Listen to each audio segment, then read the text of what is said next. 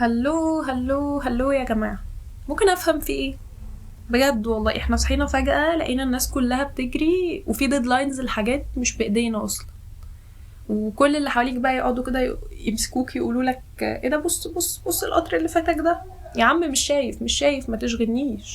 وكلام بقى شبه ايه ده، يعني ايه عندك 25 سنة وكل اللي في سنك اتجوزوا؟ يعني احنا مش نفرح بيكي ثانية واحدة؟ هو انتي بقالك 3 سنين متخرجة؟ ازاي ما بقيتيش مديرة لحد دلوقتي؟ وانا اصلا لسه مسحوله هطلع ايه لما اكبر؟ بجد لسه عايزه احول من الكليه عادي. بقت كل حاجه حوالينا بتجبرنا نحس اننا متاخرين، اننا مش شطار كفايه. يعني ببدا افكر انه انا يا ريتني بجد بدات اشتغل وانا في بطن امي. مش اسلوب يا جماعه. فاحنا في حلقه النهارده هنتكلم عن توهنا عن الفومو، ويا لو الناس تبلع ريقها وتسكت شويه. لو حاسس انك تايه مضغوط فالحلقه دي عشانك. الحلقه دي هدفها يطبطب عليك ولو شويه. انا بسومة وده صدى ثوت.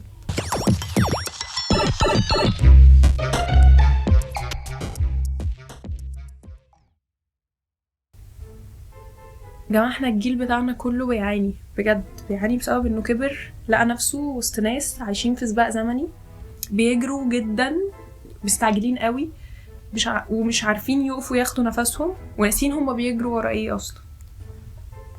احنا فجأة لقينا نفسنا في العشرينات وفي تايمر بيعد بشكل تنازلي، واحنا مش عارفين هو بيعد لايه. والمجتمع والناس والعالم حواليك كله بيسألك ها ناوي على ايه؟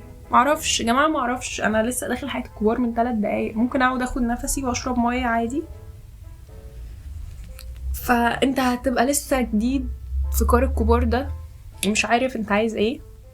شويه عايز تبقى ساينتست وتدخل مجال البحث العلمي، شويه تحس انه طب ما اسافر والف العالم، ولا اتعلم AI. ده مجال جامد وشغله لذيذ عادي، ما انا لسه قدامي وقت، ايه المشكله؟ وفجاه هتكتشف ان وسط كل ده انت ممكن يبقى عندك فومو، اللي هو ال fear of missing out.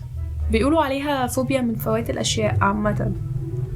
هقول لكم بصوا، احنا خلينا نتفق ان من ساعة ما بقينا عاملين مصطلحات لكل حاجة وماشيين نتكلم بيها في الدنيا، وبجد بركتها قلت. المهم يعني ان حوار الفومو ده بحسه احساس طبيعي جدا في المرحلة دي. اصل عادي انا لسه بادئ اشوف الدنيا، وممكن يعني كونت ملامح لشخصيتي، فهبدأ ألف وأدور وأشوف أنا عايزة ايه وأعمل ايه وأجرب كذا مجال وكذا حاجة عشان أوصل اللي أنا حبه واكتشف اللي أنا شاطر فيه. فبصراحة بحسها حاجة لذيذة. يعني أنا أصلا كبسومة بحسني دايما عندي ability رهيبة أدوس وأجرب حاجات جديدة ومختلفة طالما في نفس سكة اهتماماتي.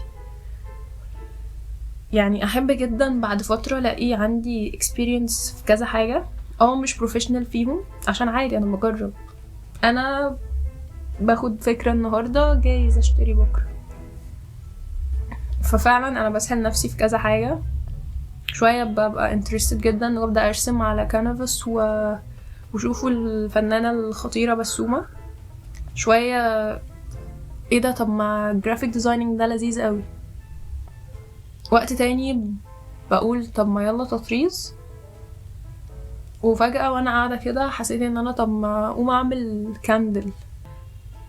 يعني حتى في الشغل انا مش هعرف اتخصص في مجال معين غير لما اجرب كله، وقتها اكيد هلاقي حاجة، وممكن ما الاقيش، فعادي هشوف غيره، وهكذا.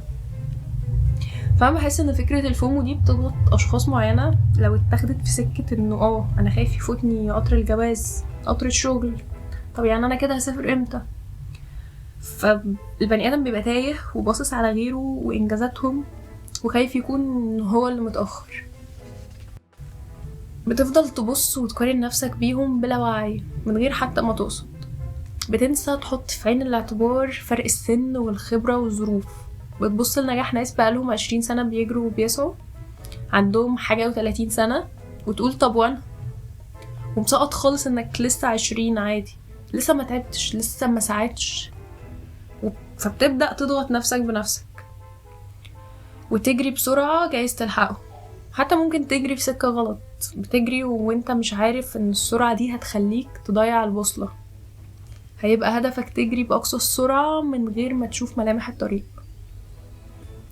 بتسحب نفسك وبتضغطها لما بتدخل اي ابليكيشن وتبدأ تشوف انجازات الاخرين، سواء بقى جواز، ترقيات، فسح، خروجات، وتزود على نفسك لود وهمي.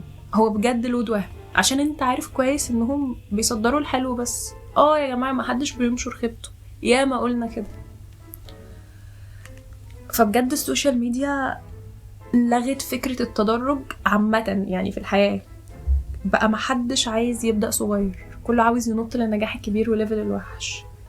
طب انت عارف هتتعامل معاه ازاي ممكن توصل لآخر الحاجة من غير ما تكون بدأت ومريت بمراحلها المختلفة؟ يعني لما تواجهك مشكلة مثلا بجد هتحلها بناء على ايه؟ دماغك هتفكر فيها ازاي اصلا؟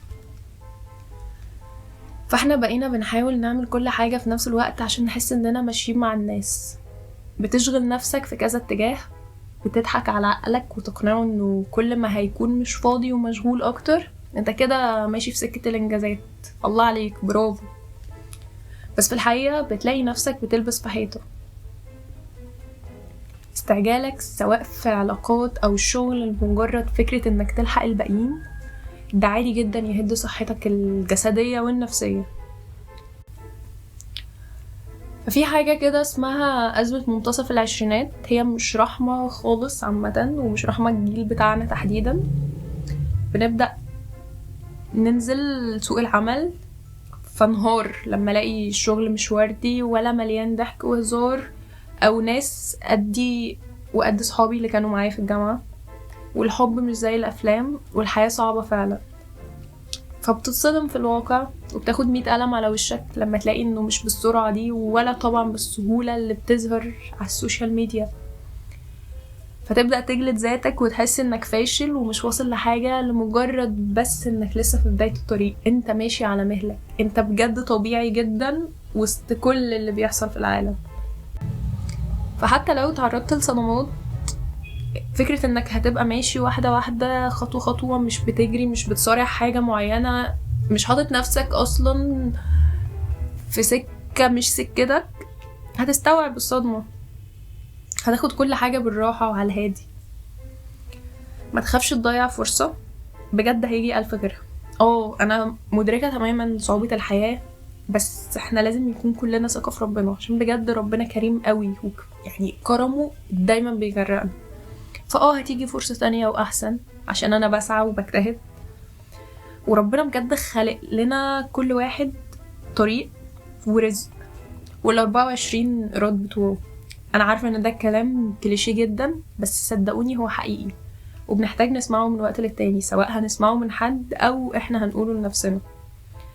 فانت محتاج بس تتقبل فكرة انه عادي، انا رزقي له ميعاد، هيجي في الوقت اللي ربنا شايفه مناسب وشايفني جاهز ان انا استقبله واتحمل مسؤولية فيه. ربنا ما خلقناش نسابق بعض يا جماعة.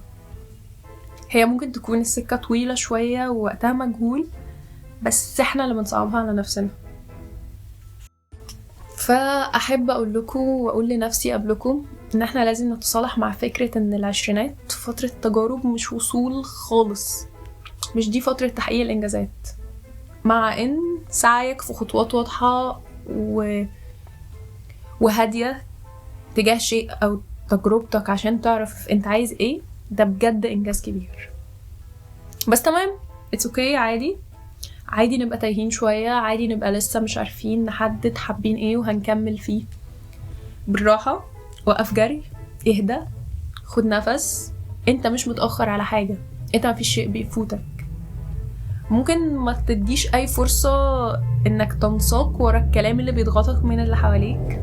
عادي، بجد عادي ان انا احس اني دلوقتي مش عارف. مش لازم يبقى عندي خطة ل10 سنين قدام، كفاية ان ابقى عارف انا عايزة احقق ايه مثلا السنة دي وبسعاله.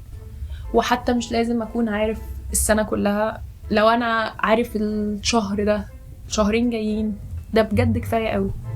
محتاجين نركز في خطوة واحدة ونمشي واحدة واحدة عشان نوصل لآخر الطريق.